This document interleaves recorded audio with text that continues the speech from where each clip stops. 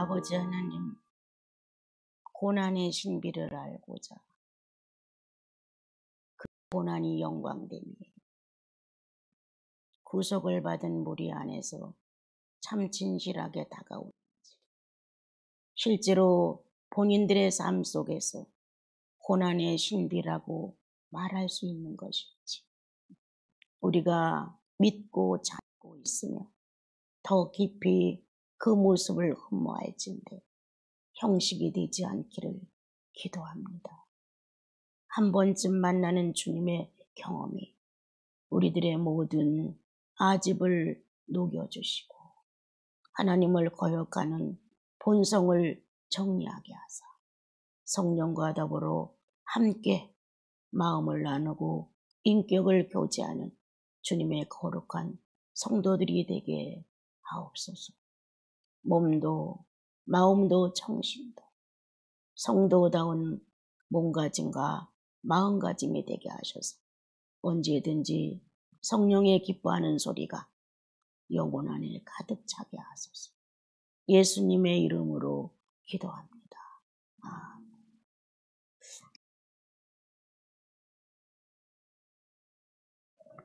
신앙이라고 하는 것은 내 마음을 얼마만큼 거기에다가 헌신이 되느냐, 그 효과는 마음의 진실을 내 저울추에 달아보면 삶의 현장에서 그 마음의 진실이 표현되어 나오게 되어 있습니다. 마음이 주님께로 기울어지지 않은 상태에서는 하나님을 경외한다는 이 신앙의 자세가 이 생활 중에 육체로 표현되지가 거의 않습니다. 그래서 성도들은 성도들의 모습 속에서 과연 성령과 관계가 있는 사람인가, 과연 예수 그리스도의 구속이 그녀를 울렸는가, 그 형제를 울렸는가, 이러한 마음이 우리들 안에서 성도와 교제함으로 알 수가 있습니다. 우리는 예수 그리스도를 부인할 수 없는 특권을 가졌죠. 여러분들은 어디서 무슨 내용을 만난다 할지라도 성령에 의탁하여 나를 점검할 수 있는 능력을 가졌습니다. 죄를 안 짓는다, 이거는 불가능합니다. 그러나 내 죄의 중량이 정말 얼마만큼 성령을 무시한 것일까? 얼마만큼 그리스도의 구속에 대하여 무능력을 나타냈을까? 이렇게 마음을 돌아보게 되면은 이 안에 나를 점검할 수 있는, 나를 칭찬할 수 있는 그러한 능력이 존재한다는 사실을 알게 됩니다. 무작정 예수 믿는다고 그냥 예배드리고 들떠있고 찬양 몇 곡 부르고 은혜 받은 것 같고 이런 질이 아닙니다. 처음에 생기를 통해서 인격을 형성하신 주님께서 성령을 통해서 그 인격을 예수화시켜 가십니다. 첫 창조 생기의 인격이 아닙니다, 여러분. 이제 우리는 그리스도 안에서 새로운 피조물로서 새로운 창조를 받았고 그렇게 확실한 내용이 우리 안에서 활동할 수 있도록 성령이 주제가 되셨습니다. 그래서 이분이 우리 안에서 새로운 인격을 늘 아름답게 갖고 가시는데, 첫째, 하나님을 사랑하고 라고 기록하신 말씀처럼 그 본능의 능력은 하나님을 사랑하는 인격입니다. 이게 잘못 가르쳐졌고 잘못 전달돼서 막 미신으로 맹종하여 막 내 욕망을 채워달라는 기도로 90%가 활용이 됐습니다. 그런데 성경은 이미 구약시대부터 여호와를 사랑하라, 너희 하나님을 사랑하라, 이렇게 사랑이라는 단어로 우리들의 마음을 움직여 주셨습니다. 그러면 구원받고 나와 여러분들 속에 부담 없이 작동되어 가는 것은 사랑하는 일입니다. 하나님을 애틋하게 사랑하는 마음은 나를 넘어갑니다. 나를 이깁니다. 주님을 애틋하게 사랑하는 그 사랑은 항상 나를 부인하게 만듭니다. 그래서 하나님을 사랑할 수 있는 본능적인 능력이 우리 안에서 활동하고 가동되어서 움직여 간다면 그는 정상적인 진리를 향해서 걸어가고 있는 겁니다. 그러면 그 능력은 또다시 하나의 능력을 가동시키는데 사람을 사랑하는 일입니다. 하나님을 사랑하는 이 놀라운 본능적인 능력이 역사되면 이어서 곧 사람을 사랑하는 본능이 역사하게끔 되어 있습니다. 하나님을 사랑한다 하면서 사람을 사랑하지 않는 것은 그냥 가짜가 아닐까요? 사람은 사랑하는데 하나님은 사랑이 안 된다고 하면 이것도 또 가짜가 아닐까요? 비율은 낮을 수도 있고 높을 수도 있지만 하나님을 사랑하는 이 근본 자동 본능은 사람을 사랑하는 데 연결이 되어 있습니다. 안 할래야 안 할 수가 없습니다. 또한 그리스도가 돌아가시기 직전 기도의 삶을 우리에게 보여주셨습니다. 많은 설교자들의 설교도 들으시고 또 성경을 보면서 주님의 기도 생활도 우리는 배우게 됩니다. 그러므로 아버지의 선한 뜻이 하늘에서 이루어진 것 같이 땅에서도 이루어지기를 원하는 기도는 의무입니다. 그 뜻이 펼쳐질 수 있도록 기도하는 건 권리입니다. 이러한 당당한 권리와 의무를 가지고 현실을 살아가게 될 때 오늘 이렇게 이스라엘 민족의 어려운 상황을 만나 선지자의 입을 통하여 책망 같은 책망, 다시 회복하고자 하는 회복의 내용을 전달받게 됩니다. 하나님의 여호와의 날이라는 날, 정해진 날, 이런 내용이 성경에는 있습니다. 특히 소선지자 내용들은 여호와의 날, 주의 날, 주께서 정하신 날, 이런 내용들이 많이 나옵니다. 자, 그럼 우리는 한번 생각해 보자. 여러분들의 생활 속에 그리스도를 묵상하는 삶이란 어떤 것이냐? 억지로 그리스도를 실천할 수도 없다. 아까 말한 것처럼 하나님을 사랑하는 본능이 내 안에서 작동됐을 때 자연적으로 사람을 사랑할 수 있는 본능도 끼워서 하나를 이룬다. 하나님을 사랑하는 성심이 없을 때 사람 사랑하는 건 기대도 하지 마라. 이런 것처럼 우리는 근본 자체가 하나님 자신에게 꽂혀야 되고 예수 그리스도라는 그분께 꽂힘이 바로 성령과 연관된 꽂힘이 되는 것이고 삼위일체의 하나님을 하나의 하나님으로 우리의 삶에 표현되게 됩니다. 그러면 구원받은 나와 여러분은 자신 있게 말할 수 있는 것, 내가 약간의 인격에 흠이 있어, 내 인격에 주림 잡힌 것이 있어, 때때로 점도 생기요. 그러나 이거보다 더 큰 강력한 사랑의 힘은 이거를 무효로 놓는 것이요. 하나님은 자기 자녀들의 연약성을 무효로 놓으시고 새로운 출발을 오늘 또 새롭게 할 수 있도록 늘 새날이라 하셨소. 이 영생이라고 하는 건 늘 새날의 출발이에요. 새날의 출발로 일어나서 어제의 실수와 잘못된 부끄러움과 수치를 교훈 삼아 오늘은 좀 더 바르게 사는 거예요. 뭔가 가슴을 뭉클게 하고 부끄럽게 만들고 막 창피스러운 이러한 어제의 일이 있다 할지라도 그것을 토대로 오늘은 새롭게 일어나서 이제는 그런 생활은 그만해야지. 그런 마음가짐을 갖지 말아야지.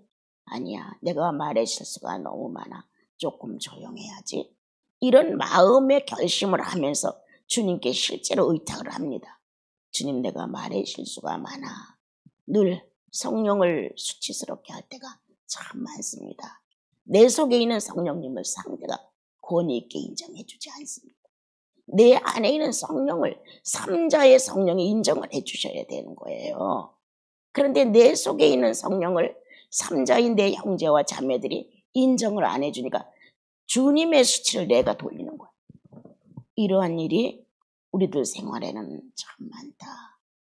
내 안에 계신 성령님을 여러분들 스스로가 저마다 서로 존경하고 서로 인정해 준다면 그것은 그만큼 그 성령의 깨끗하심과 거룩하심과 완전하심과 은혜로우심과 사랑하심과 불쌍히 여기심에 인격이 있다는 거예요. 그러므로 그 권위가 모든 것을 사로잡는다. 오늘 주님은 우리들에게 너는 그리스도를 처음 만났을 때 여호와의 정해진 날이었다. 또는 여호와의 때다. 그것은 하나님의 날이다. 이렇게 우리에게 여호와의 날이 없는 사람들처럼 우리가 사는 거 아닙니까 혹시? 아니죠. 우리에겐 분명히 내 인생, 흙덩이의 인생에 하나님이 개입하셔서 영생이라고 하는 것으로 한 묶음을 묶었던 여호와의 날이 있습니다. 진흙을 빚어서 생기를 불어넣어 아담을 창조했던 날이 있었던 것처럼 죄인이라는 진흙덩이에 예수 그리스도를 던져주셔서 새롭게 일어난 여호와의 날이 정말 있습니다. 무엇으로 주의 천국을 통과할 수 있느냐? 여호와의 날. 진흙을 다시 한번 빚어서 새 창조로 하나님의 생명으로 나를 등장시켰던 그 날이 반드시 있습니다.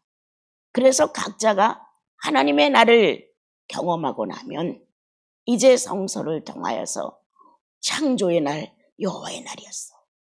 그렇지. 첫째부터 여섯째 날까지의 창조를 하나하나로 띄워놓는다면 6번의 창조가 바로 하나님의 날이었구나. 첫날의 창조와 여섯째 날의 창조가 다 다르다. 그 생태와 그 본성과 본질과 이런 모든 것들이 다른 모양새를 갖추고 창조가 되었는데 이거는 하나님의 날이다. 여호와의 날이다. 이렇게 성경을 보면서 하나님의 날에 나와 여러분이 개입되어 들어가야 합니다. 우리는 자꾸 이 비좁고 연약하고 형편없는 나의 인생의 날에 자꾸 하나님을 불러드리려고 합니다. 우리가 막 불러드린다고 해서 그분이 개입되는 것도 아닙니다, 여러분. 이미도 그분의 실존 안에는 내 존재가 실존합니다. 이미도 내가 구원받고 그리스도로 거듭났다면 그분의 실존은 내 영혼 안에 함께 하시는 겁니다. 그런데 우리는 그분을 못 만난 것처럼, 그분이 내 옆에 없는 것처럼, 내 속에 자정하지 않은 것처럼 막 부르짖는다는 어떤 의미를 가지고 막 주님이라는 성호를 막 외칩니다. 무슨 욕망이 그리 커서, 무엇을 얼마나 받아내고 싶어서 그렇게 애타는지는 모르겠습니다. 정상적인 구원의 여호와의 날을 간직한 여러분들이라면 아직 미개척되어 있는 분야를 오늘 말씀을 통하여 들으시고 기도로 개척을 하십시오. 성경도 물론 겸해서 보지만 심령이 뜨거워져야 성경 내용은 살아납니다. 심령을 바쳐서 희생하지 않는 한 성경은 하나의 학문에 가깝습니다. 거기에 철학이 없습니까? 성경에 문학이 없습니까? 과학이 없습니까? 정치가 없습니까? 몽땅 다 성경을 들여다보면 인간이 살아가는 데 필요한 이러한 사회 구조가 다 들어있습니다. 그거를 알기 위해서 성경 보는 게 아니죠. 이렇게 성경을 학문편에서 학문화시킨다면 다른 책과 별다를 바가 없습니다. 성경은 영혼을 살려내기 때문에 성경입니다. 성경은 새로운 의식으로 내 영혼 안에 내가 어떻게 할 수 없는 신적 존재를 발견하는 겁니다. 그 신적 존재가 이 작은 영혼 안에 축소되어서 존재한다는 사실을 감격히 알아내는 겁니다.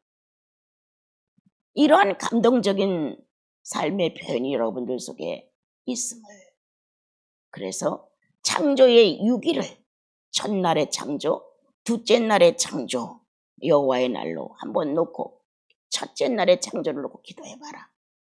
여호와의 날에 어떤 창조로 이렇게 하셨는지, 이렇게 기도와 함께 성경을 읽어가게 되면 거기에서 풍성한 아주 만족스러운 충만이 영혼 속에 밀려온다.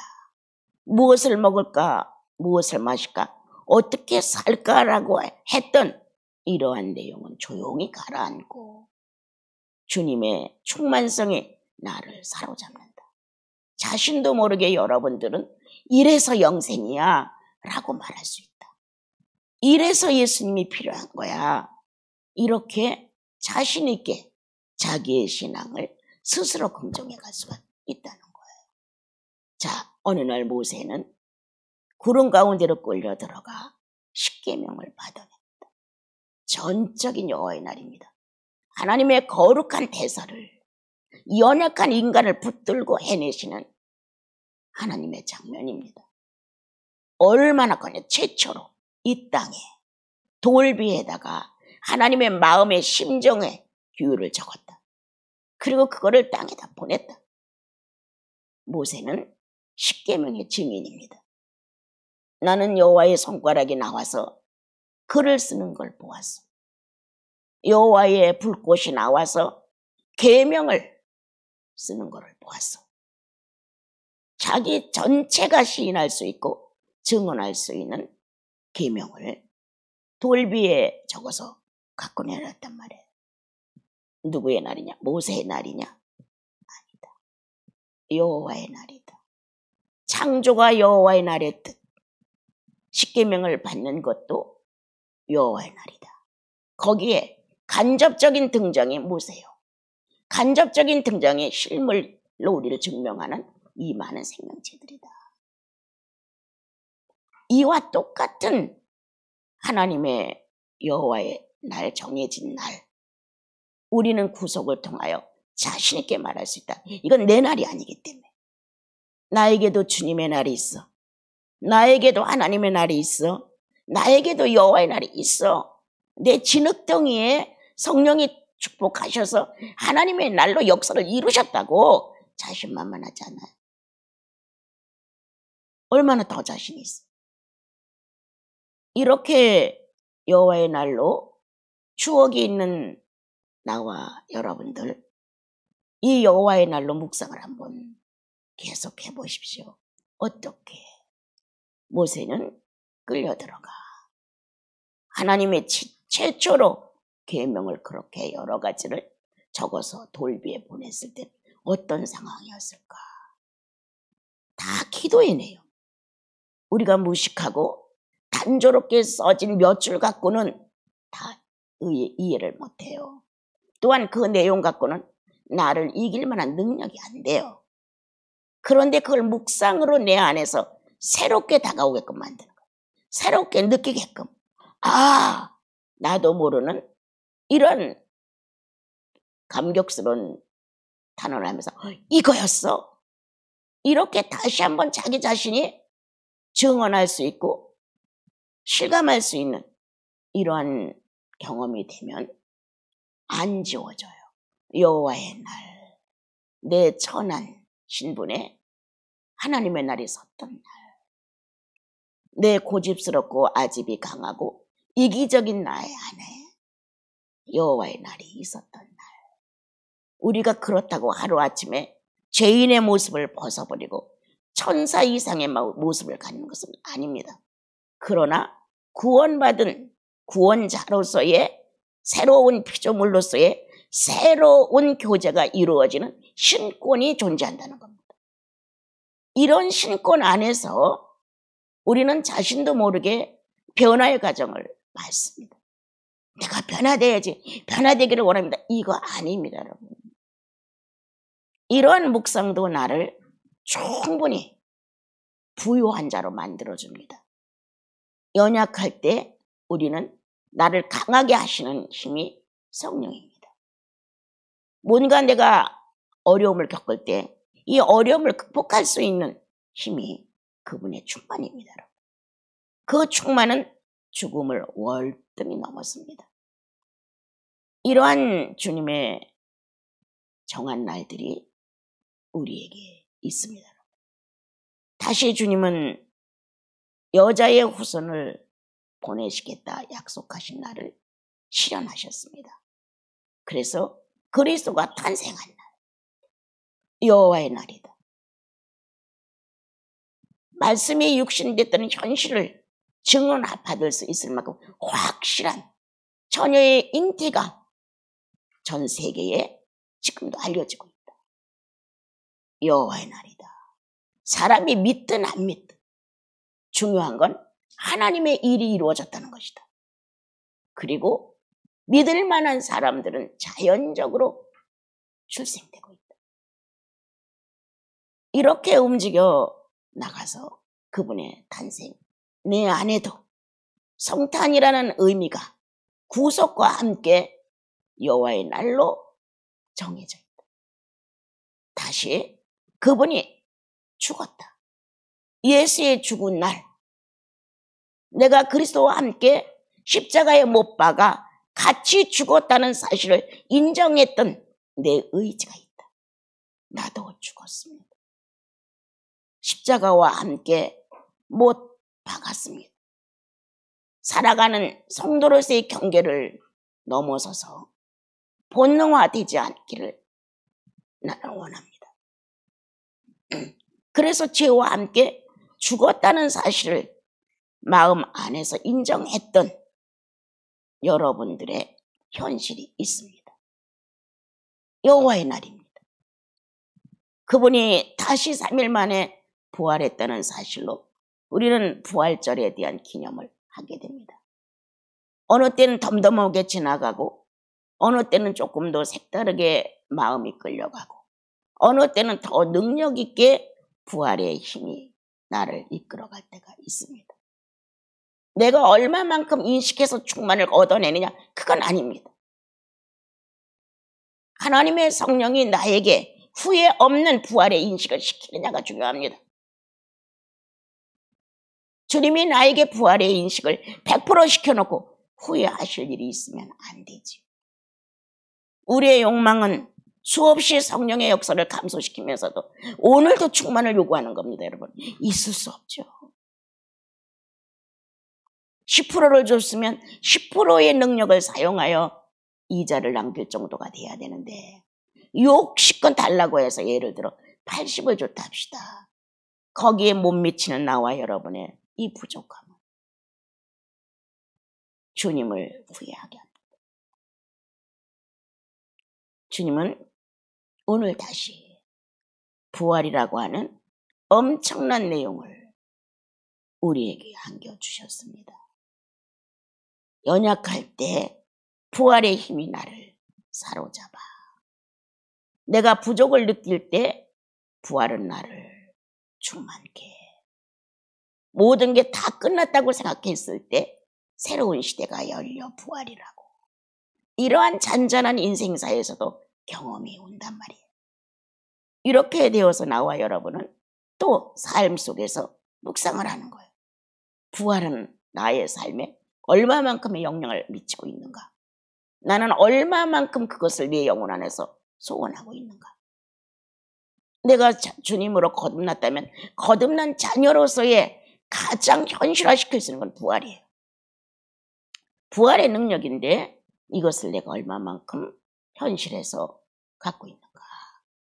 이렇게 기도를 계속 내 안에서 이뤄가면 여호와의 나라는 계속 살아 움직이는 거예요. 그가 다시 승천했어. 이건 누구도 그렇게 관심 있게 안 들어요. 승천은 누구도 그렇게 기도의 제목이 거의 없어요. 승천에 대한 어떤 내용에 대한 이 영혼의 인격에 그 부합된 이런 소원이 거의 없어요. 승천은 그냥 엘리야가 하고 에녹이 하고 예수님이 했다 이렇게만 생각하지 내가 승천한다는 거에 대해서는 감히도 접근이 안 되어 있는 것 같아요.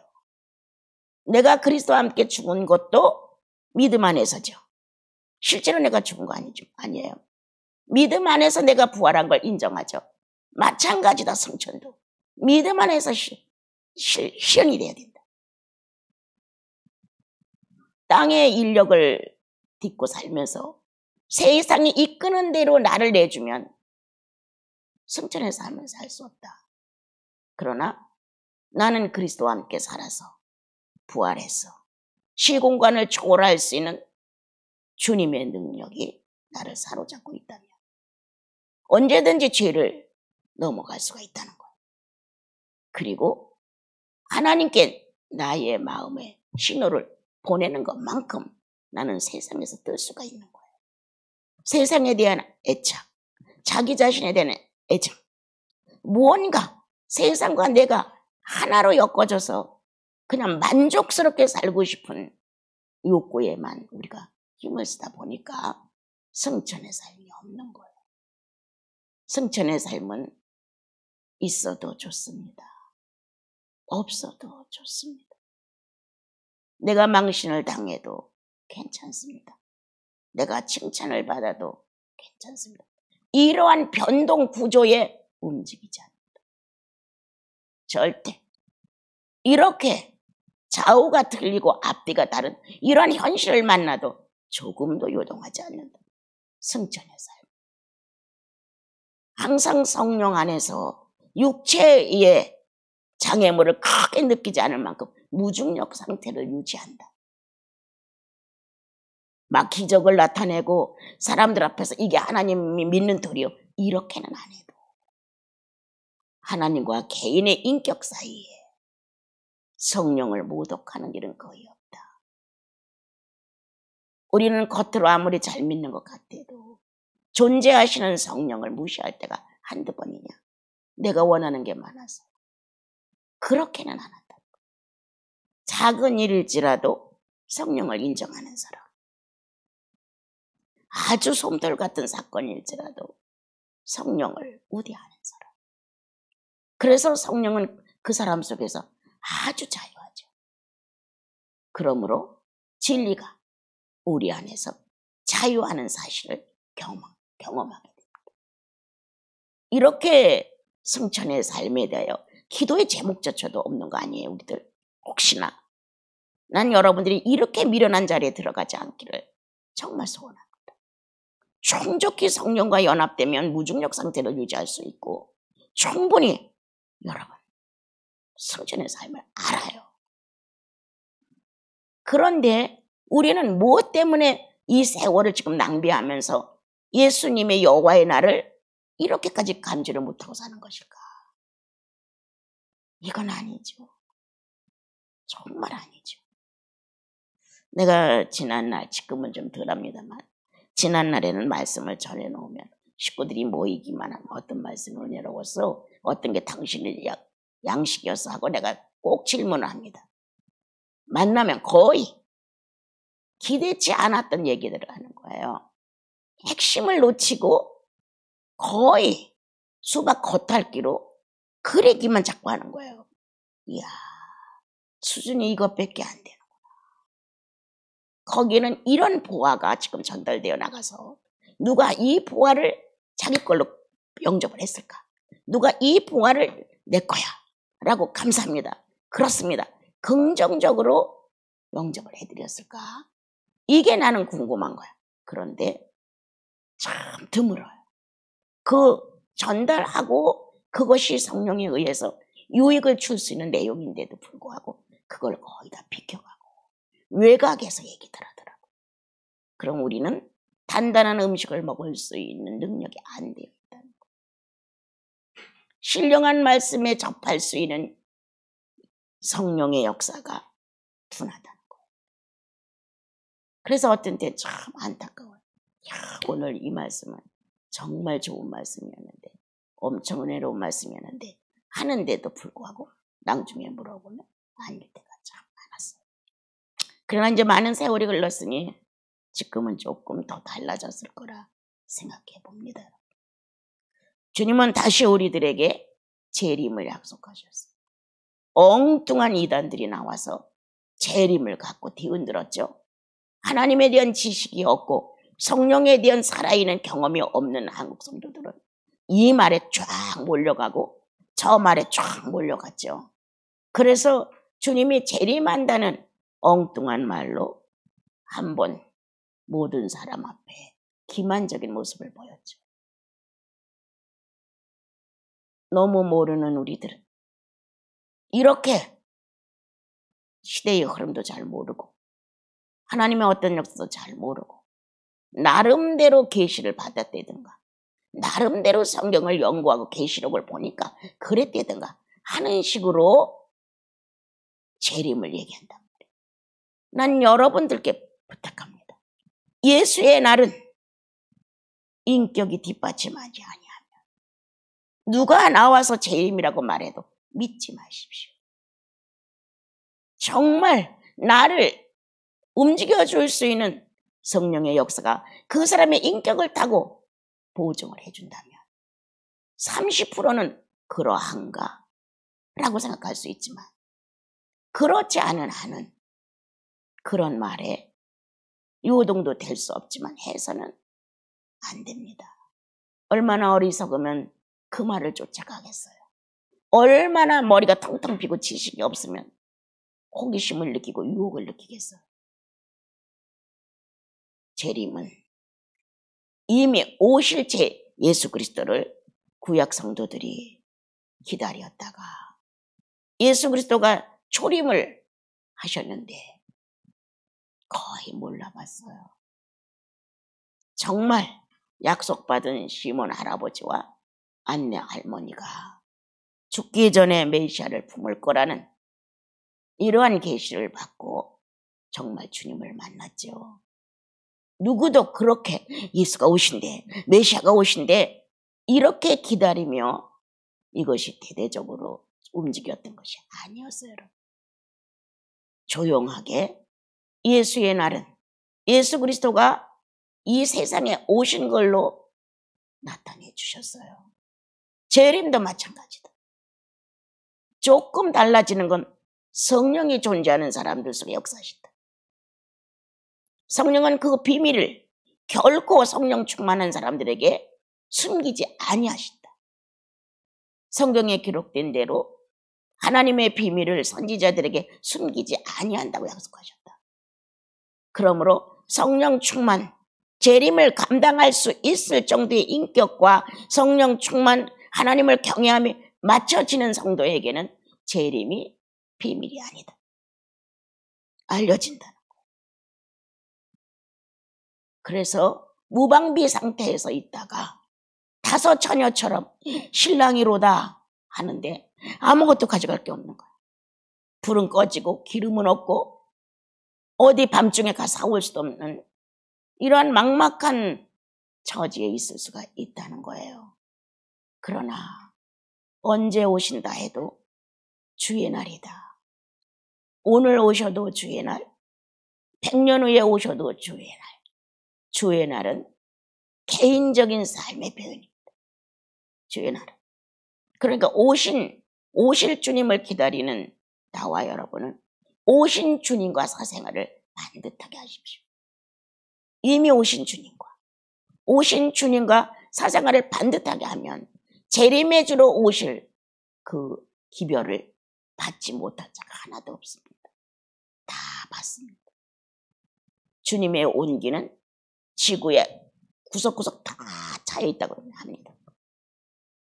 그러므로 나와 여러분 오늘 짤막한 내용이지만 주의 날을 여호와의 날을 이렇게 영혼 안에서 내 인생의 사건 속에 하나님의 신의 사건 속에 일치를 이루어서 역사적인 사실로 등장되었던 이러한 사건들을 묵상하고 기도하면 우리를 유식한 사람 만들어줘요.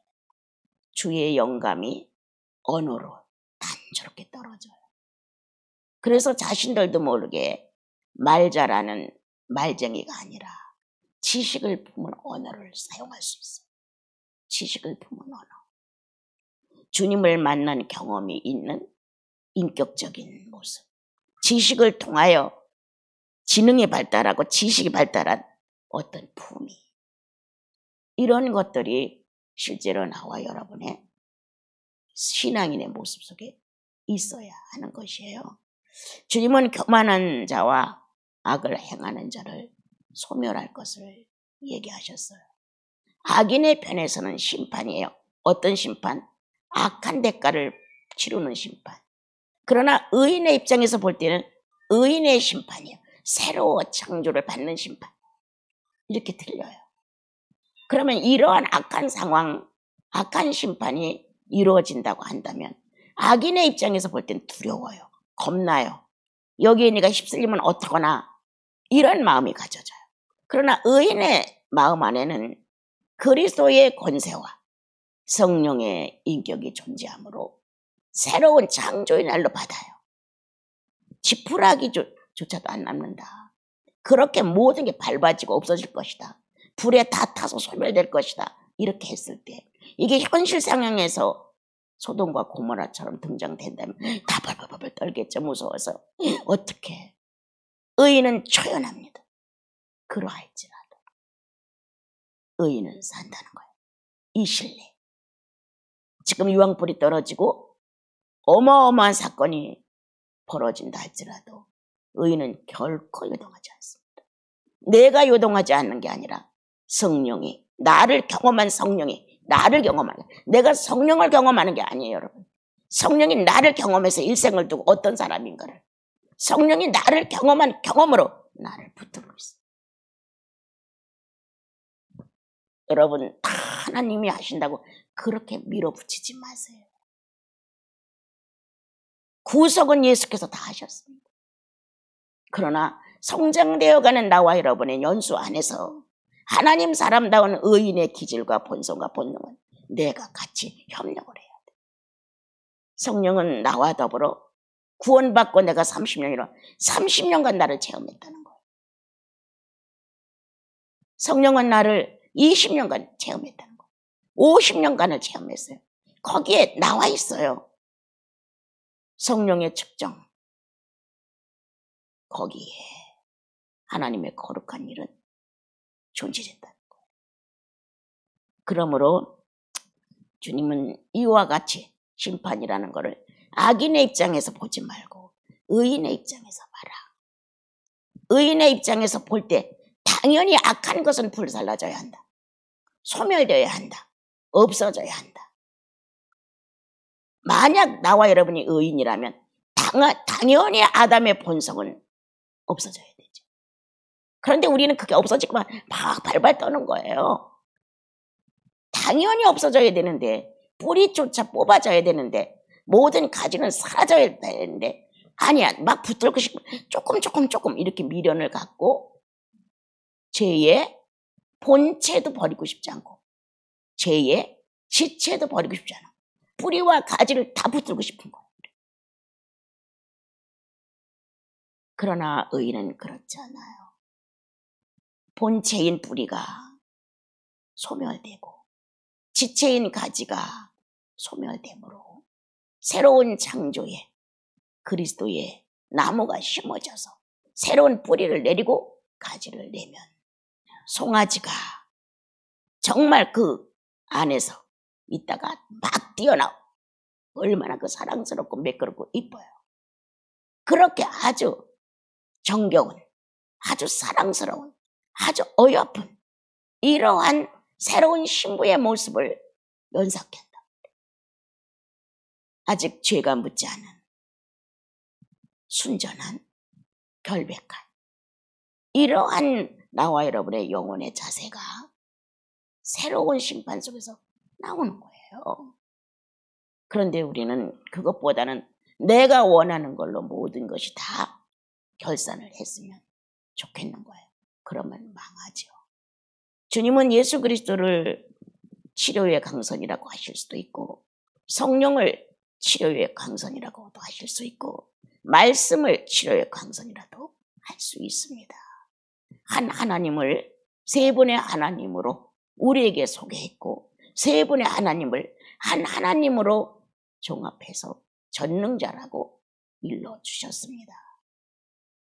자, 치료의 강선은 들춰낸다, 드러낸다, 밝힌다, 쏜다, 알려준다. 뭔가 근본을 찾아가서 거기에 초점을 맞추게 해줍니다. 이래서 나와 여러분은 예수 그리스도를 치료의 강선으로 받아들이므로 죄의 초점에 맞춰졌죠. 죄가 소멸된 걸, 무죄가 된 사실을 우리는 받아들였죠. 나와 여러분이 신앙생활 해가면서 힘겹게 하나님의 뜻대로 살으려고 몸부림을 치지만 성령 없이는 요만한 것도 옮겨놓을 수가 없습니다. 그런데 주님은 또다시 치료의 강선이신 성령을 보내셨죠. 성령은 필요에 따라 무엇가 적절한지, 뭘 어떻게 해야 되는지를 아시고 거기에 빛 대신 성령의 인격을 이끌어내기 시작을 하셨죠. 이렇게 치료의 강선은 옛날 하나님을 거역하고 내 욕망대로 살고 싶었던 아담을 치료하시고 유대 민족이 60만이 나와서 광야에서 지들 하고 싶은 대로 다 하고 싶어하는 그러한 병든 군중이 된 것도 다 치료하시고 내 일생에 예수 믿고 얼마나 많이 병이 많이 있냐. 주님 앞에 들고 나와 치료받든 받지 못한 것도 허다한데 또다시 제2의 모습을 스스로 자처하면서 요구하는 걸 보게 됩니다. 그렇게 안 해도 살 수 있어. 그렇게 해야만 살아. 지금 나는 이렇게 해야만 산다는 거죠. 아니에요, 여러분.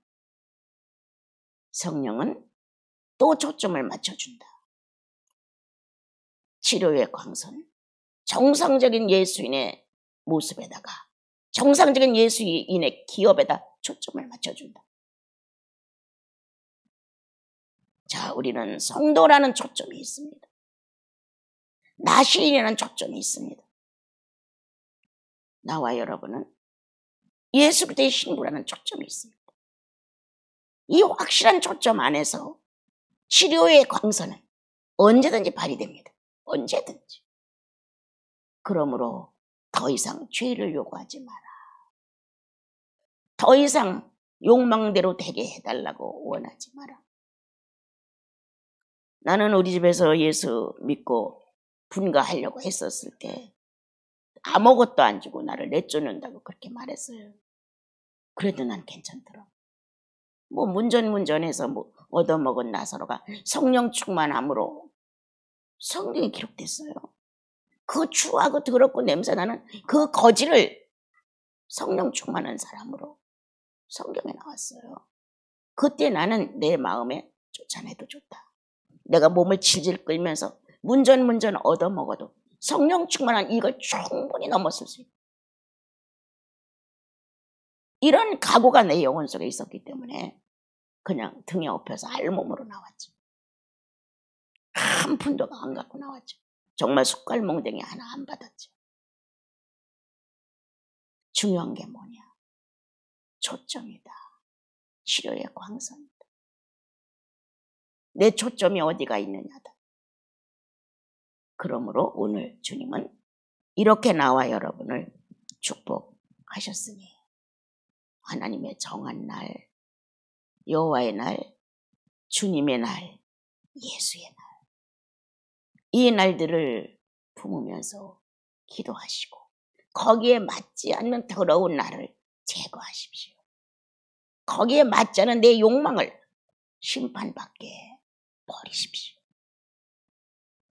그래서 나와 여러분은 새로운 신부의 모습, 정말 하나님께 온전히 드려줄 수 있는 흠없는 송아지처럼 주님 앞에서 사랑에 충만한 모습을, 사랑을 충만히 받고 나온 모습을 현실에서 증명하여 나와 여러분은 오늘 성령 충만한 모습으로 또 한 주를 살아가며 예수의 날로 나를 한번 점검하고 기도해보자. 그래서 우리 나시린 식구들 어디서 무엇을 할지라도 본능에 이끌리는 본능적인 욕심에 집착하고 거기에 머물러서 계속 병든 몸을 가지고 병든 정신을 가지고 치료를 못 받는 이러한 성령을 아주 무기력하게 만드는, 이 성령을 무능하게 만드는 악의 죄를 범하지 맙시다. 여러분의 주님 살아계시고 내 주님 살아계십니다. 내 하나님 살아계시고 여러분의 하나님 살아계십니다. 또렷한 시선을 갖고 여러분을 지키듯 나도 지킴을 받습니다. 이러한 주님의 실체적인 삶의 표현을 종교 생활로 밀어붙이지 말고 생동감 있게 우리 또 한 주를 살아봅시다.